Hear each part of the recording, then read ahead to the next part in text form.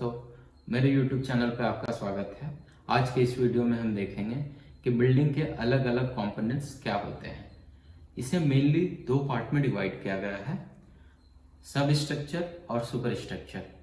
सब स्ट्रक्चर कहें हम तो प्लिंथ बीम के नीचे वाले पार्ट को हम सब स्ट्रक्चर कहते हैं और प्लिंथ के ऊपर वाले पार्ट को हम सुपर स्ट्रक्चर कहते हैं। अब इसका डिटेल में हम आ जाएं तो 7 कंपोनेंट्स में डिवाइड किया गया है, जो मैंने यहाँ मेंशन कर रखा है। पहला कंपोनेंट है फाउंडेशन, फिर masonry unit, floor structure, roof structures, door, window and other openings, vertical transportation and building finishes. अब हम डिटेल में एक एक कंपोनेंट को समझेंगे कि किसका क्या फंक्शन है और क्या होता है। तो पहला पार्ट है फाउंडेशन। फाउंडेशन का सिंपली मतलब जो है, इट ट्रांसफर और transmit the loads like dead load, live load और विंड लोड टू सबसॉइल। मतलब जो भी बिल्डिंग में लोड एक्ट कर रहा है उसको सेफली हम सब सॉइल तक ट्रांसफर करता है। ये फंक्शन है फाउंडेशन का।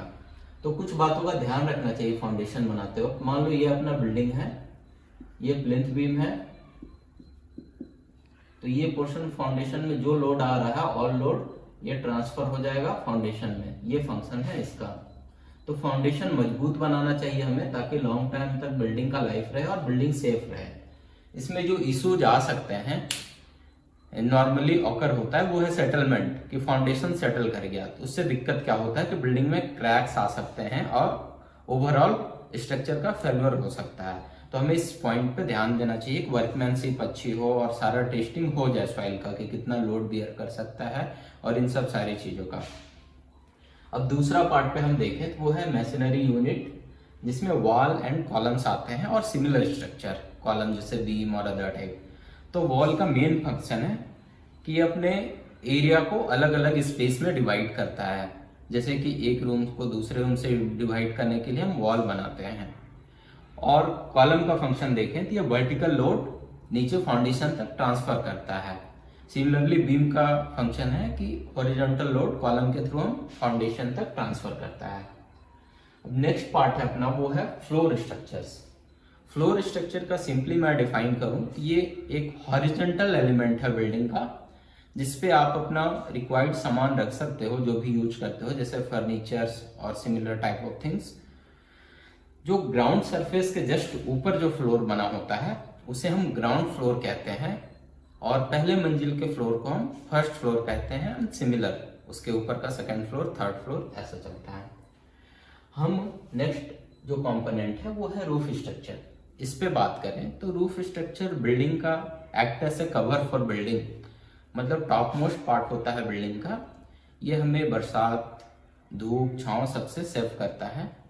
रूफ बनाते वक्त हमें कुछ बातों का ध्यान रखना चाहिए, क्योंकि वो टॉप मोस्ट पार्ट है बिल्डिंग का, तो वहाँ कुछ इशू होता है तो वो नीचे तक अफेक्ट करता है।